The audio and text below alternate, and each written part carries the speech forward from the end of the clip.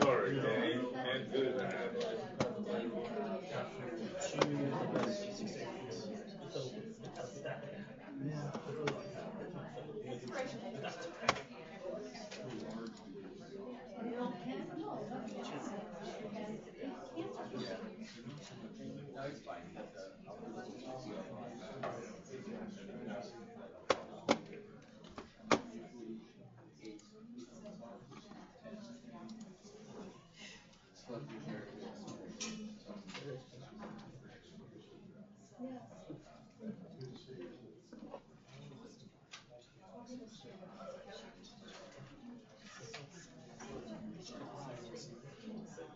Okay, I think we're set.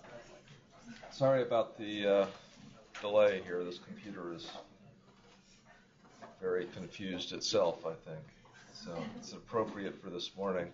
So what we're going to talk about is altered mental status, which if you're a neurologist in this room, and a lot of you are, this is something you see. This is bread and butter stuff. This is the stuff that you see every day. So I took the title from an old 1980s movie, William Hurt, who isolated himself in these floating tanks to see what happened to his brain during that time. And not surprisingly, he had hallucinations and all kinds of fun things happen. At any rate, so what is altered mental status? So altered mental status is a sudden change in the level of cognitive function or alertness. It's a very common reason for neurologic consultation, either in the emergency department or for inpatients. It probably represents 5 to 10% of the emergency department visits. It's higher among the elderly. And about half of the patients seen in the ED for this reason will end up being admitted.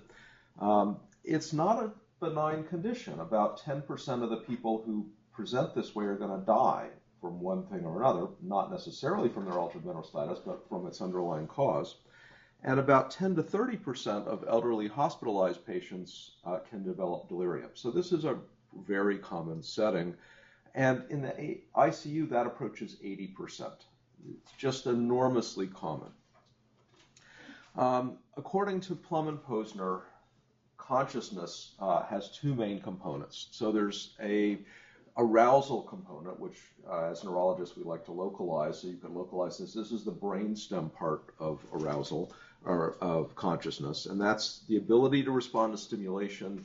And that's what we mean when we say somebody's alert, drowsy, or lethargic, obtunded, or comatose. And that level is determined by the severity and duration of the stimulation required for response and the nature of the response that you get. So, you know, somebody who's comatose may only be able to do decerebrate posturing or decorticate posturing for you, whereas somebody who's fully alert may attend instantaneously, and somebody who's sort of in the middle, if they're obtunded, you have to continuously stimulate them to get answers. If they're just lethargic, it may take a long time to get an answer. And then the other component is content, which you can think of as the cortical component of consciousness. And so higher level cortical processing is what allows awareness to happen and allows you to respond in an intellectual way.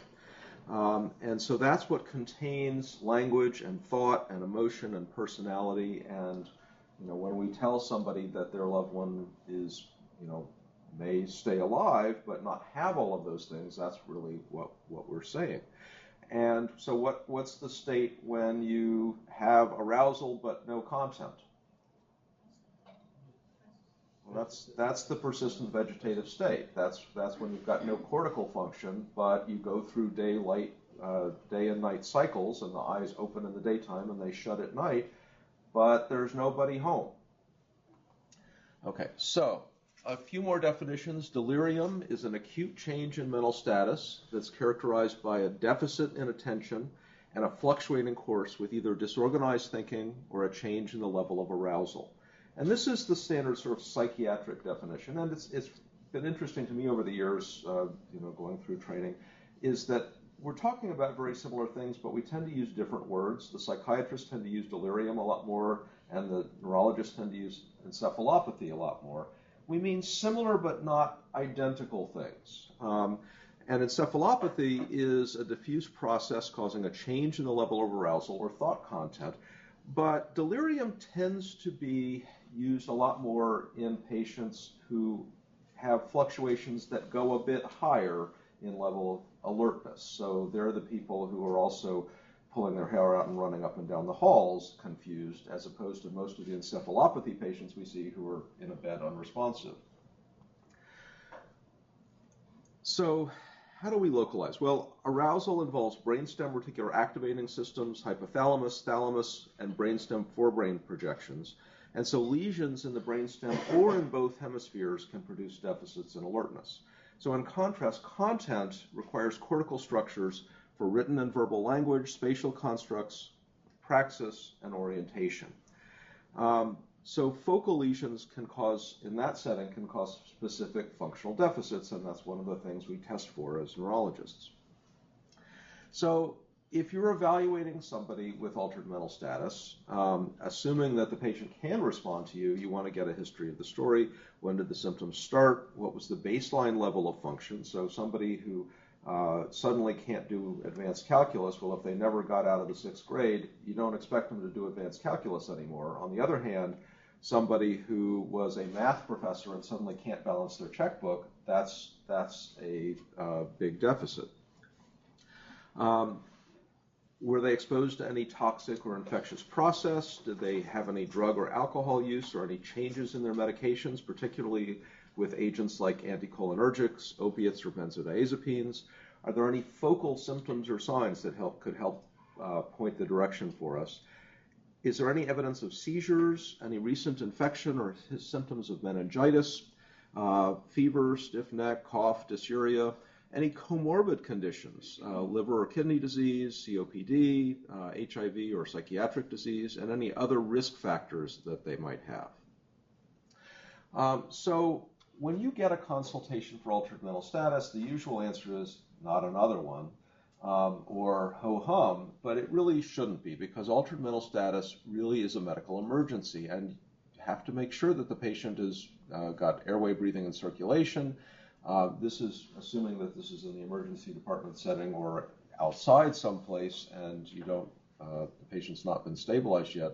That one of the first things is to check the glucose. If the glucose is 20, the patient's not going to respond to you. If the glucose is low, we want to give glucose and thiamine at the same time. Thiamine is benign.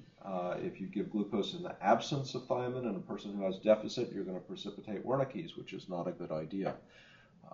Glucose without thiamine will definitely worsen that disorder. If there's history of an opiate exposure, you want to consider naloxone. So naloxone will transiently reverse opiate exposure, but it does have a short half-life. So if you give the first dose of naloxone and the patient seems to respond and then very quickly goes right back, the answer is not that it wasn't opiates. The answer is it was opiates, and your naloxone only was present in the brain for a very short period of time, and you have to keep giving it or do other things to try to prevent opiate toxicity. And, again, you want to, getting kind of touchy. You want to check the pulse ox to rule out hypoxia or a pulmonary embolism, other things that can cause metabolic problems in the brain. You want to do a good, careful history and physical and neurologic exam, and there are a few labs that are worth checking. CBC will help you rule out infection. Electrolytes, calcium mag-phos will help you look for other etiologies for neuronal dysfunction. We can look for evidence of liver and renal disease, and check again for urine drug screen and urine cultures, and a chest x-ray and ECG are reasonable things to do in that setting. And then you get to the point where you start to do more focused neurologic testing. So almost all of these patients will benefit from brain imaging, CT, or more likely MRI with diffusion. A lumbar puncture is almost always recommended if you don't have another good explanation for what's going on. You want to do it particularly if there's evidence of meningitis, if the patient's immunocompromised, or if they've had trauma or recent neurosurgery, which might increase their likelihood of infection. And you probably want to be thinking about an EEG sooner rather than later, particularly if there's history of seizures or status epilepticus. And then think about other lab testing, like ammonia level in somebody with known liver disease, or sometimes they don't have, liver disease may not be known yet.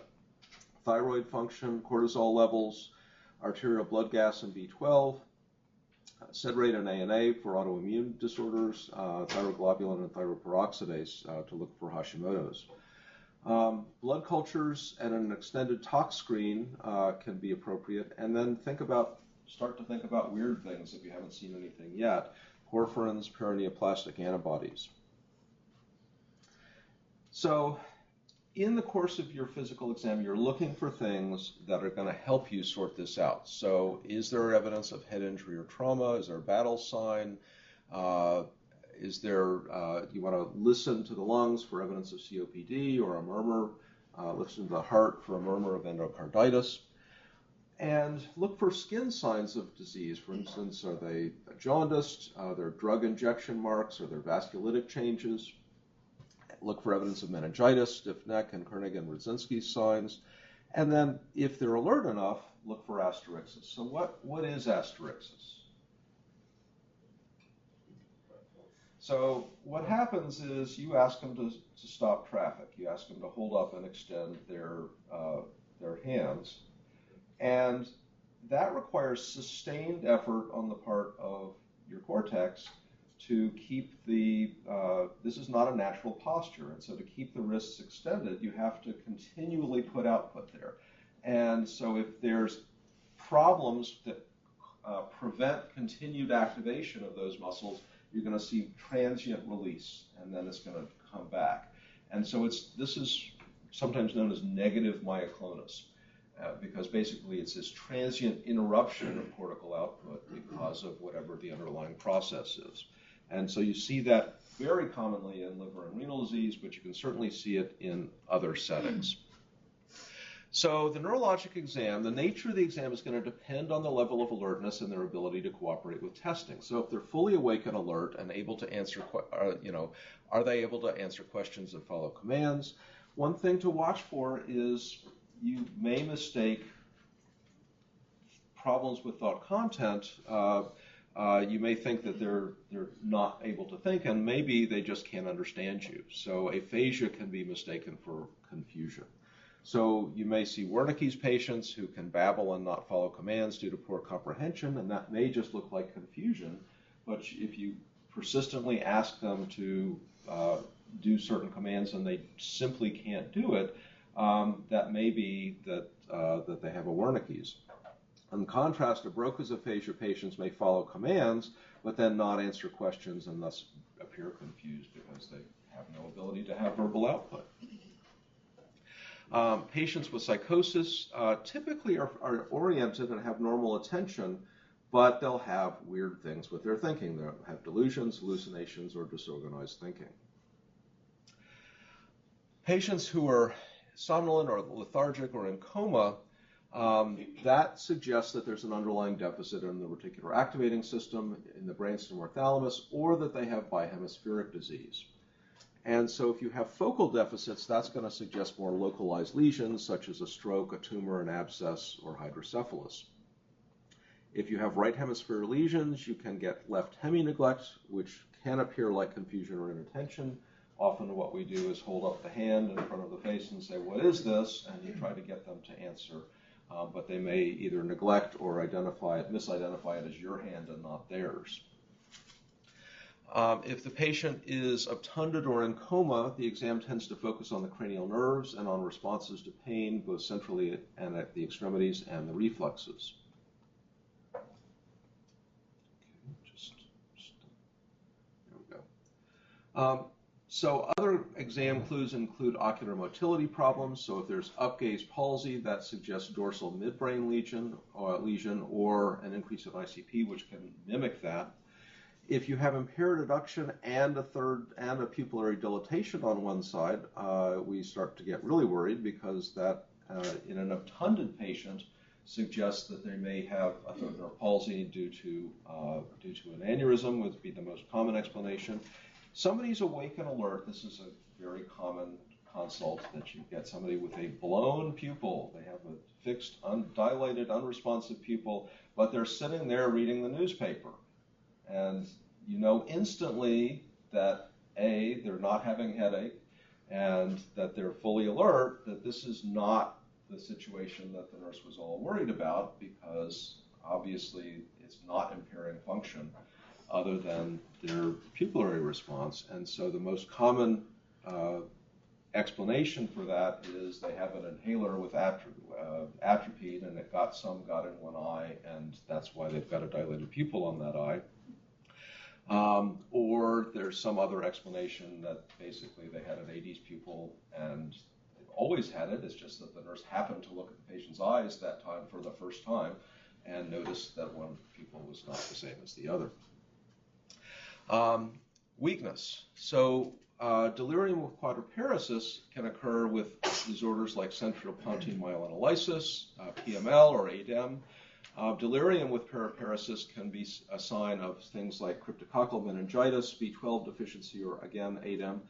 If you have proximal muscle weakness with delirium, that's suggesting a more myopathic process, and so you think about things like Cushing's disease or hypokalemia. So what about movement disorders going along with altered mental status? Well, if you have myoclonus, that suggests metabolic abnormalities, hypoxic ischemic injury, very common and very poor prognostic sign with that. Lithium intoxication or CNS infections. Again, Asterixis is associated with both liver and renal disease. If you have tremor, that might suggest hyperthyroidism. Intoxication with amphetamines or cocaine or PCP. Alcohol intoxication or withdrawal, again, barbiturates or benzodiazepines as well. What about ataxia? If they're ataxic and have altered mental status, you think about alcohol intoxication, think about B12 deficiency, but also things like syphilis, which causes loss of proprioceptive input, and that's why you get the ataxia, or Wernicke's.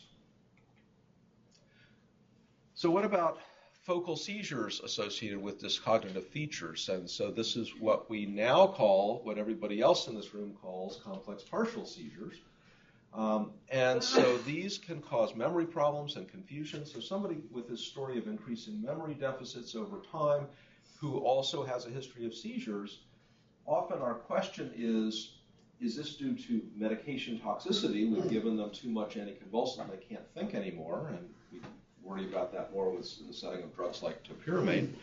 Or is it that the seizures themselves are worse, and so because of sort of accumulated postictal kinds of changes in the hippocampus, they're not able to generate new memories. And so there's a couple of ways to go about this. You can increase the medicine and see if it gets better or if it gets worse. If you increase the medicine and it gets worse, it was probably medication toxicity.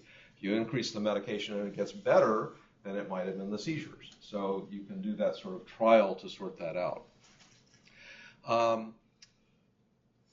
Again, focal seizures with dyscognitive features can be due to a structural brain abnormality or a metabolic problem, intoxications, or with drug withdrawal. More generalized seizures can produce occasionally prolonged confusion afterwards, and often postictal psychiatric things, which is kind of underappreciated, but postictal psychosis is not uncommon and can last not just hours, but days or even weeks. I've had patients who required a 2-week hospitalization for depression that was really only present after he had a seizure or a cluster of seizures. Absence seizures typically cause brief lapses of consciousness, but sometimes the actual spell of inattention is not observed, and it simply looks like they're tuned out, not paying attention. And so, kids in school get sent because they're not paying attention to the lesson, and in fact, they get an EEG and find out these kids are having 300 seizures a day, and of course they can't pay attention. Okay. This computer is really slow. Let's try again. Okay. So there are vascular causes, things like stroke, vasculitis, cerebral sinus thrombosis, hemorrhages, and press, which I'll talk a little bit in more detail about later. CNS infections, toxic causes, trauma itself can be a cause, likely due to the disruption of axons. Autoimmune disorders like neuropsychiatric lupus, Behçet's syndrome, vasculitis again, or other autoimmune encephalopathies, and autoimmune limbic encephalitis, which we're sort of increasingly appreciating. I think there was a lot of this around that we sort of never knew what it was before, and now we have more specific testing for it. There's autoantibodies against a variety of targets. A lot of these are receptors or channels. There's a voltage-gated potassium channel. I think actually this is probably the same target, the LGI1 receptor. And both glutamate, NMDA, and AMPA, and GABA receptors. And then a whole slew of metabolic causes that can cause altered mental status, electrolyte disturbances, which you can read there, endocrine disturbances, hyper or hypothyroidism, increase or decrease in cortisol, hyper or hypoglycemia.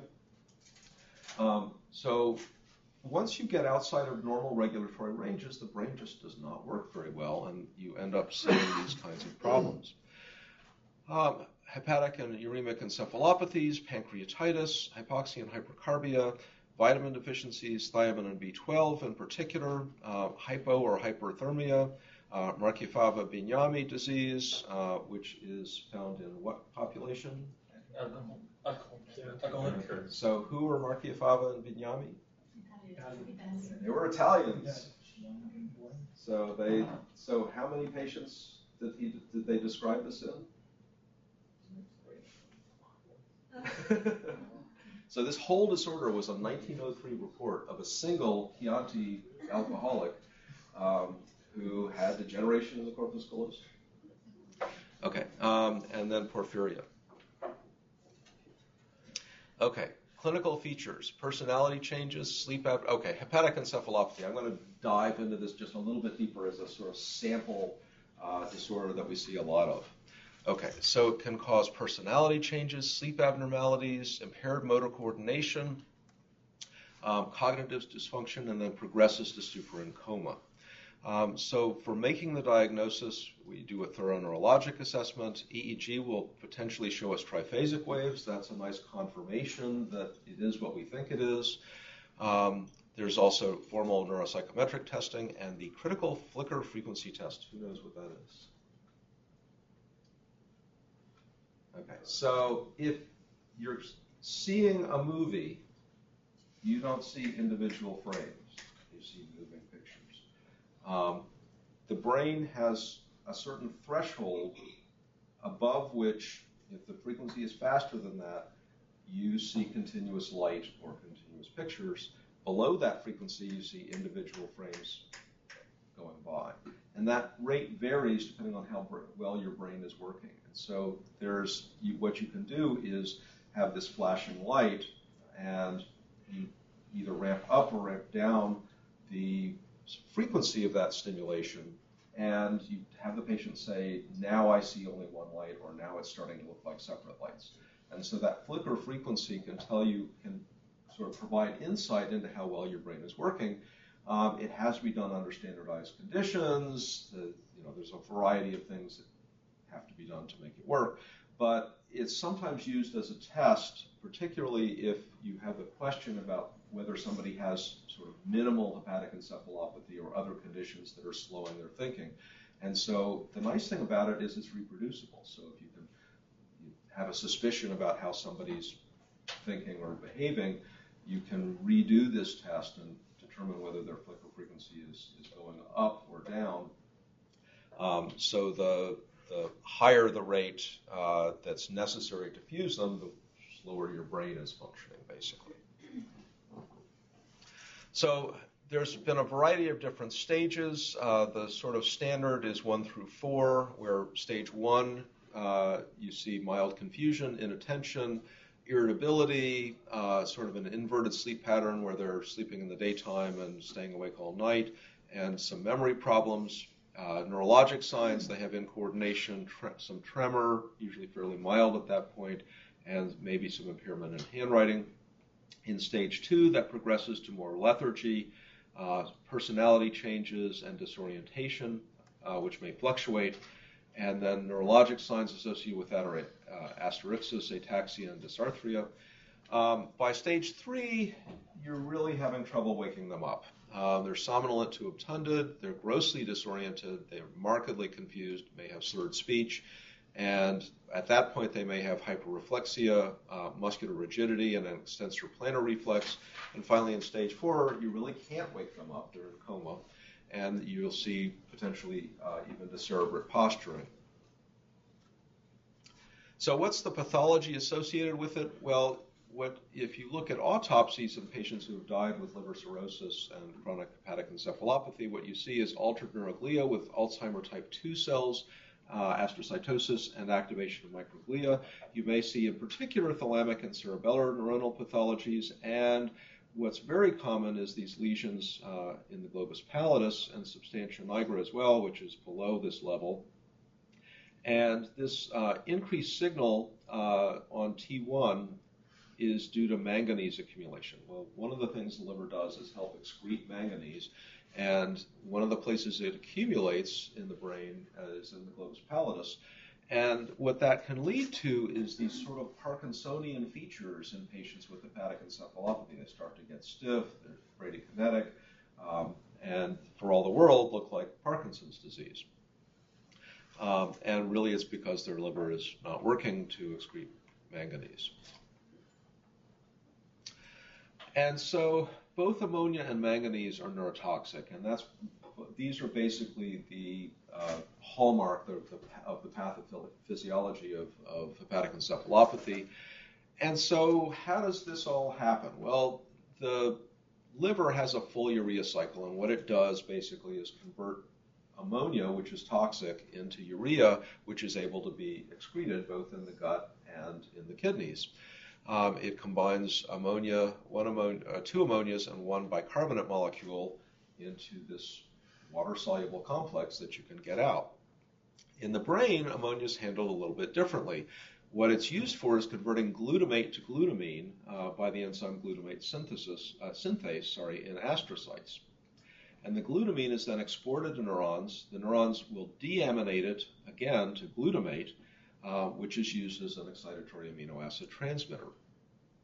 So when the plasma ammonia is high, the glutamine tends to accumulate in the astrocytes, and that causes edema. So that's what this is trying to depict. The astrocytes here pick up ammonia from the circulation. They add it to glutamate and form glutamine by glutamine synthase. It is then exported as glutamine to neurons, taken up and then deaminated by glutaminase to glutamate, which can be excreted and then retaken up by the astrocytes. So we've got this cycle. But when you've got very high ammonia levels, basically these processes don't keep up. And what happens is glutamine tends to accumulate in the astrocytes. The astrocytes basically have osmotic swelling to accommodate all that extra glutamine, and you get brain edema. And that's often the cause of death in patients who have hepatic encephalopathy. There are other effects as well, and there's been a plethora of explanations for hepatic encephalopathy. So among the other things that have been found include impaired blood-brain barrier, changes in neurotransmission, which I'll talk a little more about in a minute. There's a lot of inflammatory response with TNF-alpha and interleukin-6. There's increased oxidative stress produced by ammonia and other metabolites. There's also abnormalities in GABAergic and benzodiazepine pathways, which again I'll add a little bit more to in a minute. Impaired brain energy metabolism and impaired cerebral blood flow. That's probably due to the edema.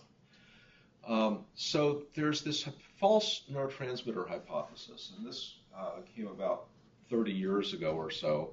And the idea was that during hepatic failure, the plasma levels of branched-chain amino acids tended to decrease, and the aromatic amino acids tended to increase. And the idea was that there was increased catabolism of the branched chains amino acids in muscle.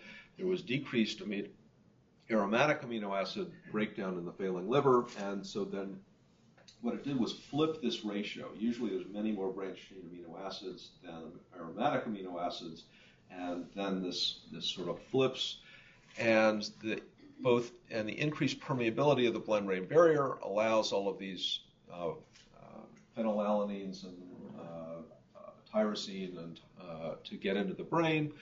And what that leads to is imbalances of neurotransmitter synthesis. It tends to drive tryptamine, 5-hydroxytryptamine, serotonin synthesis. It drives catecholamine synthesis. And there's also a tendency to hyperaminate those. So phenylalanine turns into phenylethynolamine, and tyrosine turns into octopamine. And these false neurotransmitters can then displace the normal ones and lead to dysfunction in the amine neurotransmitter system. There's also this story that there's enhanced GABAergic tone. There's increased mitochondrial synthesis of the neuroactive steroids, and they act at the GABA receptors to increase GABAergic function. It used to be thought that there were these endozapines. Well, there probably still are endozapines. It's probably a real thing. They're probably proteins that act like the benzodiazepines or little peptides. It used to be thought that what hepatic encephalopathy was doing was increasing those peptides somehow, and that was enhancing GABA receptor function, which is what made you sleepy. The problem is there's really very little evidence of that. And if you look at, there have been various studies involving adding either urea or ammonia to brain slices or cultures and looking at what GABAergic function does, and there's just very little evidence that that's what's going on. At one point it was proposed that flumazenil, which is an inverse agonist of the benzodiazepine receptor, could be used to kind of wake people up, and it sometimes works, but it's probably not by displacing these endozapines. It probably has to do with it being a partial agonist and probably helping with kind of displace the neurosteroids. That may be, at least there's thought that that may be part of what's going on. So how do we treat it? Well, everybody knows how to treat it. You give them lactulose. So what does lactulose do? It's a non-absorbable disaccharide, so it gets into the gut and it doesn't get out. And what it does is it acidifies the GI tract, and that prevents production of ammonia by coliform bacteria. So the liver secretes urea into the gut, and then the bacteria very nicely break that down again into ammonia, which gets retaken up by the liver. And so if you don't have a mechanism to prevent that reuptake of ammonia, then ammonia becomes toxic when the liver can't handle that. So there's been some alternative approaches. There's this antibiotic approach with a drug called Rifaximin, which I actually had never heard of before I looked at this. And it was actually approved in 2010 to treat hepatic encephalopathy. And what it does is it alters the flora in the GI tract. Has anybody heard of this before? Yes. Okay.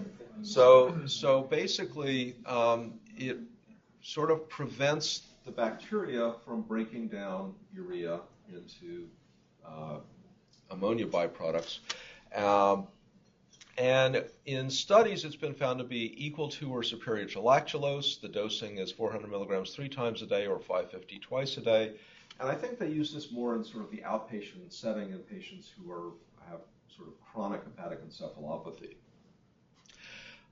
There are probiotics, and again, to change the gut flora. There are specific amino acids that help. L-ornithine and L-aspartate can help with the Urea Cycle to make that work better. You want to have adequate but not excessive dietary protein, give vitamin supplementation. You may actually want to treat with L-Dopa to improve Parkinsonian symptoms, to help sort of up the dopamine content and compete with false transmitters. And ultimately, liver transplantation usually leads to recovery of the encephalopathic symptoms. Okay, try again. Yeah. Okay, there we go. Okay.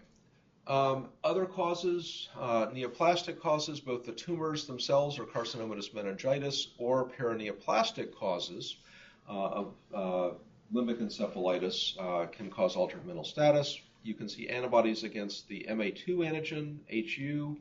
CRIP5 is one of the more recent ones, and this is a receptor that's involved in various sort of signaling pathways. A voltage-gated potassium channel, NMDA receptor antibodies, and AMPA receptors. Seizure-related, again, we've mentioned structural causes, including hydrocephalus, causing either NPH or obstructive hydrocephalus. Degenerative causes with dementia with Lewy bodies, Creutzfeldt-Jakob disease or prion disease.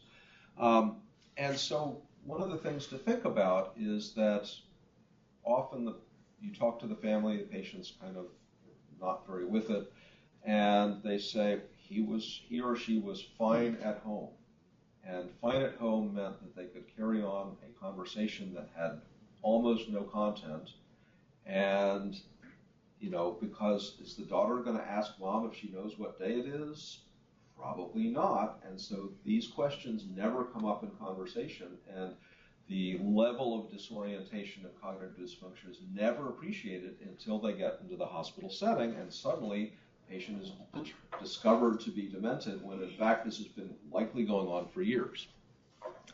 So it's not really altered mental status, it's really dementia. Psychiatric disease related, and then iatrogenic. Well, so we need to be really aware, I guess it's the wrong thing. So paraneoplastic limbic encephalitis is more common than we previously thought, represents about 8% of cases of encephalitis in a recent study that were associated with antibodies to NMDA receptors or voltage-gated potassium channels. About 93% of these had increased CSF protein, white cells or oligoclonal bands. About 10% had only oligoclonal bands. And so, again, this, oligoclonal bands does not equal MS. And we've seen in a variety of inflammatory conditions. MRI may show increased T2 signal in the hippocampi. That's a pretty common finding. And so once you have a suspicion that this may be the problem, this should prompt us to look for occult cancers that might be causative. So we do a CT of chest, abdomen, pelvis, and often a mammogram. And most often we find nothing. The reason is the cancer can be microscopic. It really just has to present sufficient antigen to cause disease, and it may present months or years later and then not require treatment until then. We may just not find it. Leptomeningeal metastasis can present with altered mental status without focal signs. I guess one other thing is that because the antibody tests take so long, we often end up treating based on a presumptive diagnosis, and I think that's probably appropriate. And some of these patients do get better after either high-dose steroids or plasma exchange. Carcinomatous meningitis or leptomeningeal metastasis can present without focal signs. The most common sources are breast cancer, lung, melanoma, lymphoma, or leukemias. So what are the risk factors for generating delirium in the hospital? One of the main ones, or several of the main ones, are age greater than 70 years, and if they have an underlying dementia or mild cognitive impairment, they just have fewer resources to bring to bear under the stress of hospitalization. And so those are reasons why the elderly are particularly vulnerable to mental status changes in the hospital. They may also have vision impairment with poor acuity, and so they can't read things and stay oriented. They may have trouble hearing, and so they can't get the auditory content. There may be functional limitations, history of alcohol abuse or malnutrition, or if they're dehydrated. So all of those things are risk factors. The other thing we have to be really aware of is that when we hospitalize patients, we often do things that increase the risk of causing mental status changes. We'll use restraints if they're in a prolonged ICU stay, they have no day-night cycle, there's people waking them up all times of day, they never get good sleep. So there's a variety of things associated with ICU stay that can cause it. Presence of a urinary catheter, multiple procedures, sleep deprivation, untreated pain, and a host of drugs that can cause mental status changes. Almost anything we use on a routine basis that has CNS active effects can ultimately cause altered mental status. And then the stress of surgery, thoracic surgery, vascular or hip replacement. Frequently in patients who are otherwise normal, that stress can cause altered mentation. So here's a case. This is a 55-year-old right-handed man who was brought to the hospital with confusion. 2 weeks prior, he had sudden onset of fluctuating disorientation, forgetfulness, also sort of unusual behaviors for him. He tried to turn on the TV with his cell phone.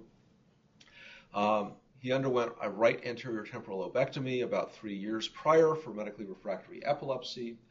Still has occasional seizures, 1 complex partial seizure per month. His last seizure was 10 days prior to presentation. Has also had a steady decline in memory and concentration, has had Parkinsonism over the past 8 years. He's on a variety of medicines, some anticonvulsants, carbamazepine, valproic acid, and Keppra. He's also on some things for his dementia. He's on memantine, he's on venlafaxine for depression, he's on quetiapine and tamsulosin. So on exam, he's awake, he has psychomotor slowing, disorientation, impaired attention, impaired short-term recall. Gait was a little wide-based and a little unsteady, but otherwise a normal exam. So what are his risk factors for getting delirium or altered mentation? Well, he's got Parkinson's disease. He had prior cognitive dysfunction, so he's got fewer resources to bring to bear. He has a history of seizures, so maybe that's contributing. He's got a recent brain surgery, or history of brain surgery in the past. He has a number of psychoactive medications, though no recent changes that we were told about.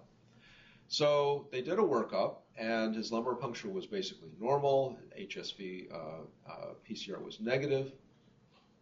And his EEG showed right temporal slowing and a breech rhythm, which is what you expect in somebody who's had a temporal lobectomy. A head CT showed an old left internal capsule stroke and his right anterior temporal lobe resection. Lab studies were basically normal. Levels of ammonia, B12, and thyroid function were normal, and his anticonvulsant levels were normal.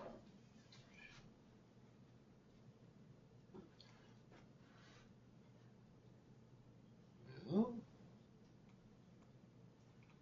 okay, this is driving me crazy. Okay, so what he in fact had was a stroke. MRI showed a subacute left anteromedial thalamic stroke right there. and you see a hint of it over here. So how did that cause altered mental status? So strokes usually present as focal deficits, but sometimes you see only altered mentation. Strokes are likely to cause no specific focal findings, but you can see strokes that are likely to cause no specific focal findings but altered mentation include localizations in the paramedian thalamic regions, non-dominant parietal lobe, or diffuse bihemispheric or watershed strokes you see after a period of hypotension.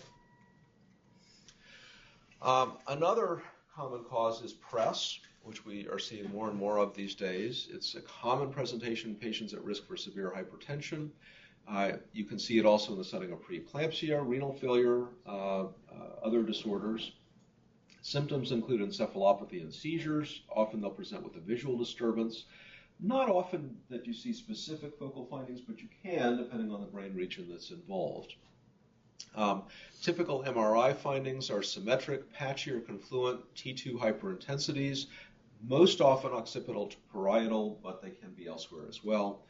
And you can have cortical involvement, and often the presentation is asymmetric. You can see lesions in the brainstem as well.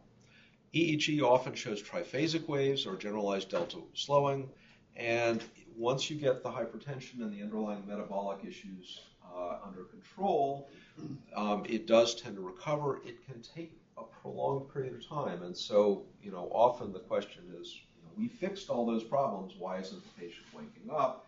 The answer is, the brain often lags behind in terms of resuming normal function after treating the underlying conditions. Okay, second case. This is an 83-year-old right-handed woman. She presented to the emergency department with vertigo, numbness, and weakness. Symptoms started 3 days prior with vertigo and numbness in the feet, and then she had dysarthria and weakness that presented to the point where she could no longer stand. She had been taking metronidazole for the past month for a C. diff infection.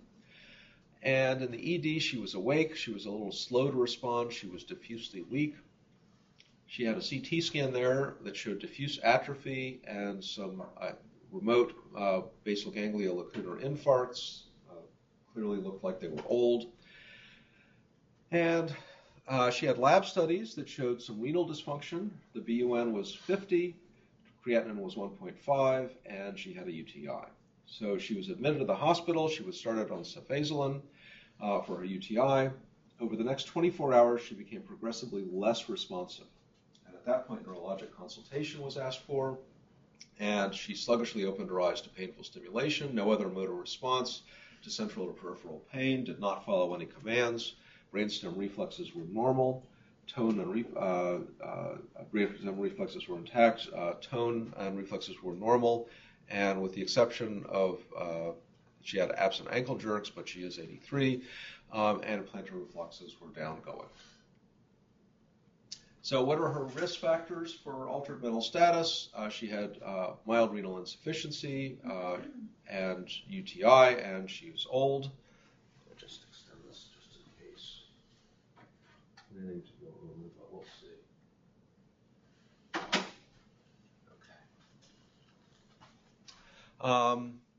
And her exam is pretty non-localizing, but she did have on history vertigo, dysarthria, and weakness, bilateral weakness and numbness, which are suggesting a brainstem localization or cerebellar. Her LP was normal. EEG showed slowing. And her MRI was really interesting. She had symmetric T2 prolongation in the bilateral dentate nuclei of the cerebellum and middle cerebellar peduncles, in the dorsal pons, red nuclei, splenium of the corpus callosum, and centrum semiovalli. So this is what it looked like. And the idea was that this was either metronidazole encephalopathy or Wernicke's. And so what she had was these little sort of semi-lunar shaped increased signal in the dentate nuclei and also here in the vicinity of the red nuclei.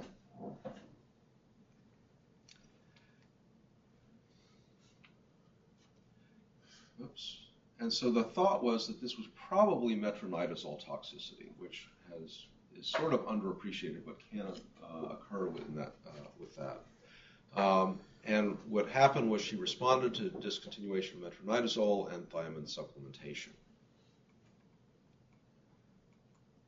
Okay, so there are, again, a host of drugs that can cause altered mental status, almost anything with CNS effects. Be particularly aware of calcineurin inhibitors, which are used as immunosuppressants, and so often patients with liver transplantation or other chronic immunosuppression will present with altered mentation, and these drugs are required for that, but on the other hand, can cause significant problems. Sometimes shifting from one drug to another can help. I'm going to skip over the rest of these. And again, just a huge list of drugs that can cause this. Our standard caveat about thinking about CNS active drugs usually applies in many settings. One of the things that is perhaps underappreciated and surprisingly underappreciated is how opiates can cause altered mental status. Why this is still a surprise in 2014, I don't understand, but I can't tell you how many patients show up to my clinic with episodes of unresponsiveness who were on 30 milligrams of oxycodone a day. Is this a surprise to anybody that these patients have episodes when they tune out? And yet, no one seems to appreciate that. Okay, so when do you do a lumbar puncture with somebody with altered mental status? So you want to think about it if they have the cardinal signs of a meningitis. Most of the patients will have at least two of the signs: fever, altered mentation, stiff neck, or headache. Patients with chronic infection or immunocompromise may have no meningeal signs, fever, or increased white cells, and so you have to be particularly attuned to this possibility in that population. And the CSF may be minimally abnormal in the first 24 hours, and so if you do a TAF as fairly early in the course of the illness, you may need to repeat it in order to find an encephalitis or a meningitis. What are you going to do? You're going to start acyclovir, send for HSV. Up to 10% of patients with encephalitis may have no pleocytosis. PCR is about 95% sensitive if it's done between 72 hours and 10 days of onset, but again, earlier you may miss it. The other thing I discovered is there are a couple of series of cases where they looked at the incidence of hospital-acquired meningitis, so people admitted for other causes and then were subsequently diagnosed with meningitis after they presented with altered mental status. And that's, in fact, incredibly rare. So in two series with 121 patients who had lumbar puncture to rule out a nosocomial meningitis, they found no cases. Basically, immunocompetent patients with no history of neurosurgery or head trauma who developed altered mental status were very unlikely to have meningitis. CSF studies, I think in the interest of time, I'm not going to go through this, but it's available if anybody's interested. In patients with altered mental status and history of malignancy, you want to make sure you get cytology and flow cytometry, and make sure you do it at a time when the pathologist is going to be there to look at the cells. If you do it on Friday afternoon and they're not going to see it till Monday morning, it's useless. So time your study well. And then there's some specific tests for immunocompromised patients. You want to do PCR for CMV, HHV6, and JC virus. And there's some specific antigen testing for galactomannan if you suspect aspergillosis. How about when to order an EEG? Basically, probably anytime you think about it, you should order an EEG. Because seizures are associated with altered mental status in 10 to 20% of cases, much higher in ICU patients. Subtle signs of seizure activity include nystagm white eye movements, little twitches, changes in respiration. Absence of behavior changes, though, does not rule out seizures. So consider continuous video EEG monitoring if your suspicion is high, because the yield may be higher than a routine study. And the other thing to think about is patients with a sudden or subacute onset of severe weakness can present with unresponsiveness, not because they're not awake, but because they can't move. So somebody with critical illness myoneuropathy may be alert but simply unable to respond. And then patients with brainstem strokes may be locked in and have no control of motor function. And so there's this example. They typically do have preserved eye movements. And Jean-Dominique Bobby, who was an editor of Elle magazine in Paris, had a brainstem stroke, was completely locked in, and yet using tools for picking letters out on a board, wrote an entire novel called The Diving Bell and the Butterfly using only left eye blinking, which is truly amazing. Okay, so preventing recurrence of altered mental status, you want to minimize ICU stays, enforce normal day-night cycle, minimize nocturnal awakenings. For ventilated patients, there's some evidence that Precedex, the alpha-2 agonist, is somewhat better than the benzodiazepines in terms of decreased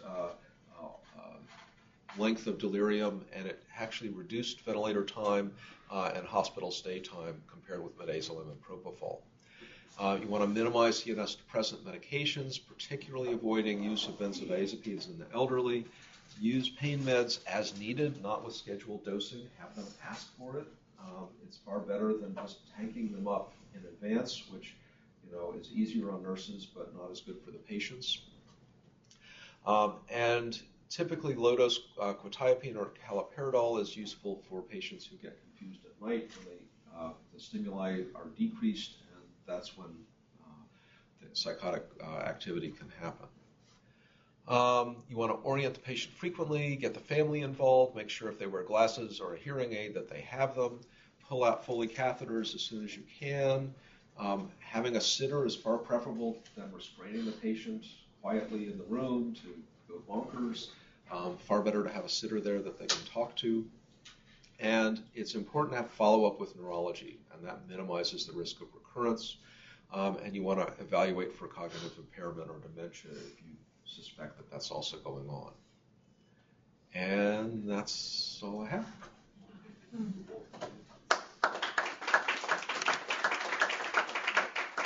Questions, anybody?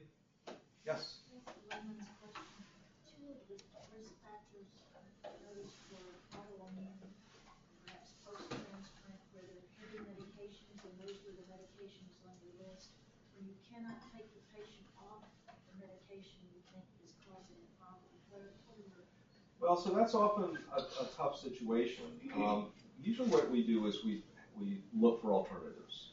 So is there a different drug in that class that may have less side effects, or can we accomplish the same thing with a different medication? And so fortunately there's enough armamentarium in most areas that we can swap one thing for another. We can try dose reductions. But that's a very common problem. And often we're trying to play games with what they really need and what we can do to make their meditation better. And sometimes it's a trade-off. Sometimes in order to make sure that they're not going to reject their liver, we have to accept some degree of encephalopathy. But it's usually worth trying to play around with making those kinds of adjustments.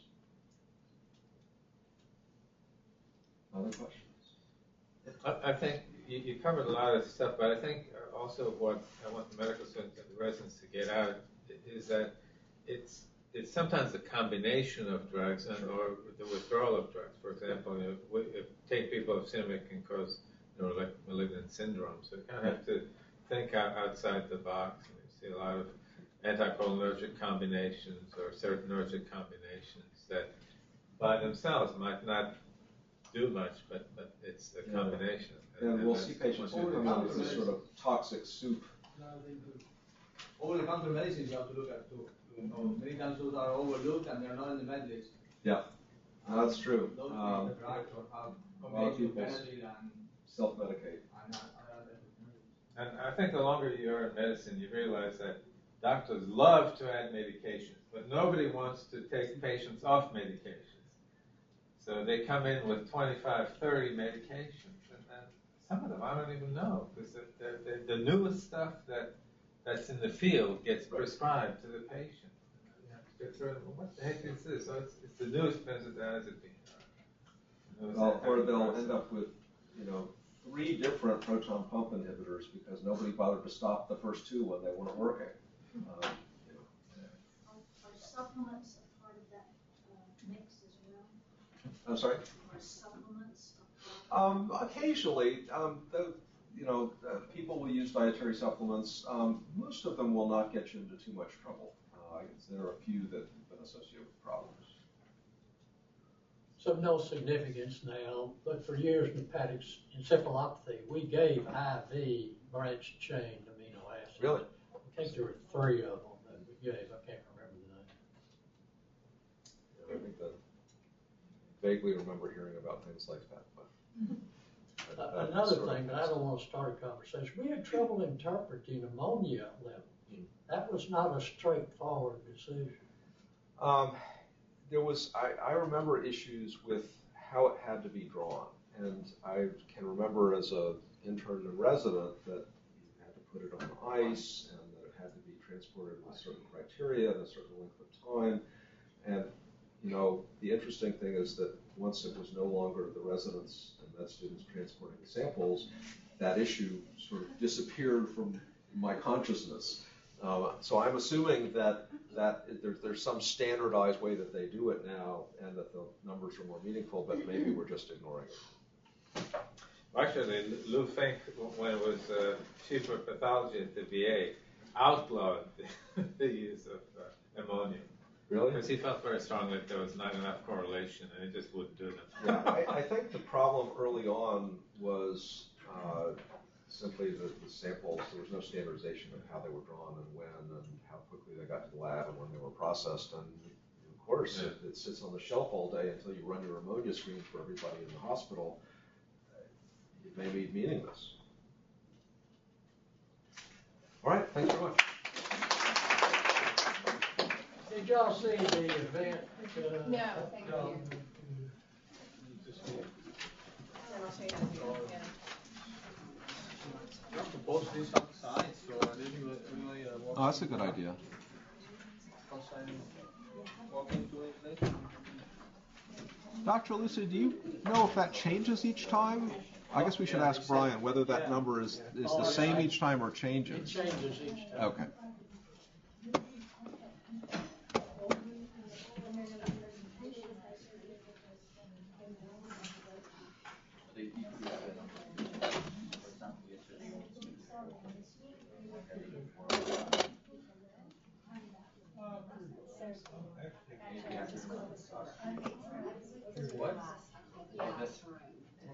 Full credit, even though I registered at the end of the thing. But if you attended last, you can call and have it changed. So you can get less credit.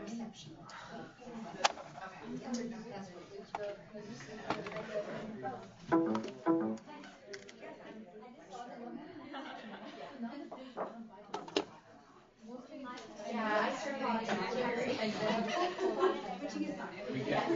We still have.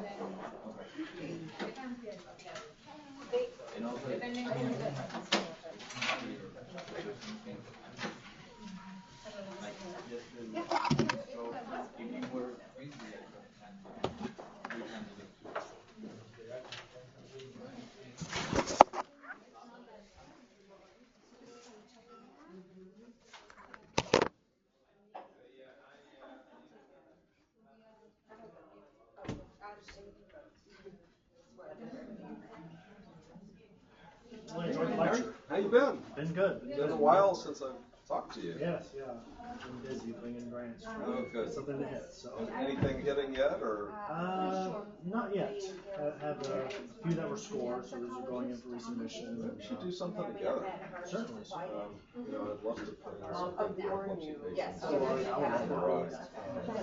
Thanks, Bill. Thanks, great going around. Thank you. It was, I hate to say it, but it was one that I threw together when I realized that we were talking about Tuesday. You do so well. Well, I repurposed the talk that I did about 2 years ago.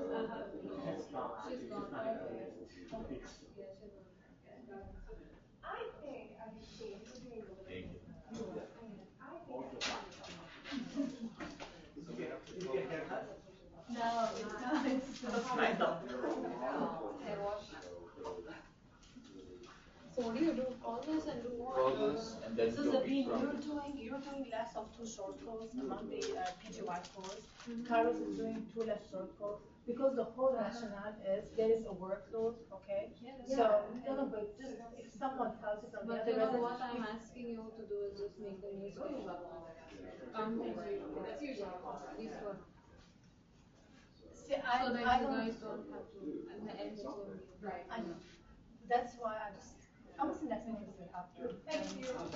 We go from there. Thanks, and how are you? You call this number and you'll hear. Please register your code, and the event code is the one below. So it automatically registered from my. Yeah, because apparently they have our phone numbers. They Our know. cell phone numbers? Yeah, our cell phone numbers. They know who's calling.